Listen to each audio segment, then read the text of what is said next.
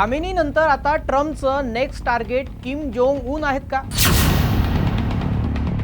कारण अमेरिकेच्या युद्धनौका लढाऊ विमानं उत्तर कोरियाच्या वेशीवर पोहोचले।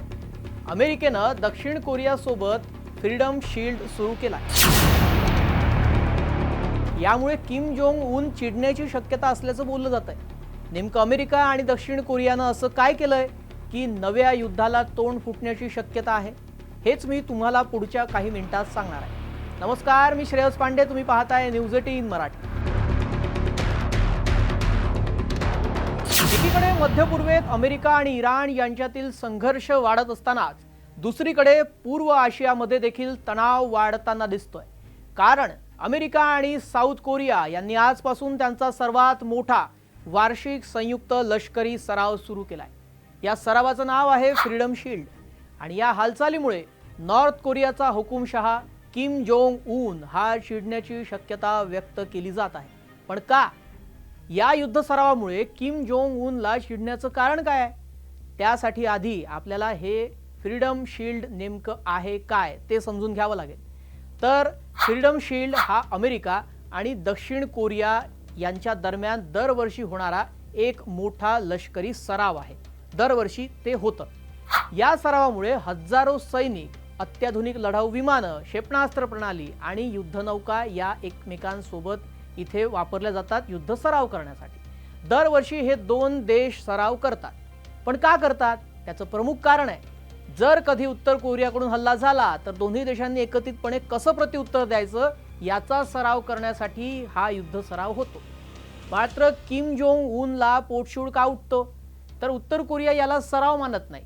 त्यांच्या मते हा सराव म्हणजे युद्धाची रंगीत तालीम आहे। बरं ठीक आहे, युद्ध सराव सुरू झालाय, पण किम जोंग उनला राग आला तरी त्याचं काय एवढं मोठं? तर असं नाहीये। उत्तर कोरिया गेल्या काही वर्षांपासून सातत्यानं बॅलिस्टिक मिसाईल आणि अण्वस्त्र चाचण्या करतोय आणि प्रत्येक वेळी जेव्हा अमेरिका आणि दक्षिण कोरिया असा सराव करतात तेव्हा किम जोंग उन याच्याकडून नेहमीच मिसाईल चाचणी किंवा अणूची धमकी दिली जाते आणि ही गंभीर बाब आहे। संरक्षण तज्ञांच्या मते सध्या अमेरिका मध्य पूर्वेमध्ये इराण सोबतच्या तणावात व्यस्त असताना उत्तर कोरिया मात्र या परिस्थितीचा फायदा घेण्याचा प्रयत्न करू शकतो। म्हणजेच काय? नवीन क्षेपणास्त्र चाचणी किंवा आणखी एखादी अणू चाचणी करू शकतो। आता ही गोष्ट अमेरिकेला ठाऊक नाही आहे का? तर आहे। पण अमेरिका या युद्ध सरावातून काहीतरी संदेश देऊ पाहतो। केवळ उत्तर कोरियाला संदेश नाही आहे, तर अप्रत्यक्षपणे चायना आणि रशियाला सुद्धा इशारा दिला जात आहे। कारण आशिया पॅसिफिक क्षेत्रामध्ये चीनचा प्रभाव दिवसेंदिवस वाढत चाललाय। म्हणूनच अमेरिका या भागामध्ये आपली लष्करी उपस्थिती मजबूत करतोय। जागतिक राजकारणाकडे जर आपण पाहायला गेलं तर अमेरिका अनेक ठिकाणी आपला प्रभाव टिकवण्यासाठी राजकीय आणि लष्करी रणनीती वापरत असल्याचं तज्ञांचं मत। उदाहरणार्थ सांगतो, आता व्हेनेझुएलामध्ये तेल संपत्ती आहे, त्यामुळे तणाव निर्माण झाला। इराणमध्ये अणु कार्यक्रमामुळे संघर्ष वाढला आणि आता उत्तर कोरियामध्ये अण्वस्त्र कार्यक्रमावर देखील अमेरिका बारकाईनं लक्ष ठेवलं। जर परिस्थिती आणखी बिघडली आणि अमेरिका उत्तर कोरिया यांच्यात थेट संघर्ष झाला तर या युद्धामध्ये चीन आणि रशिया सहभागी होण्याची शक्यता नाकारता येत नाही।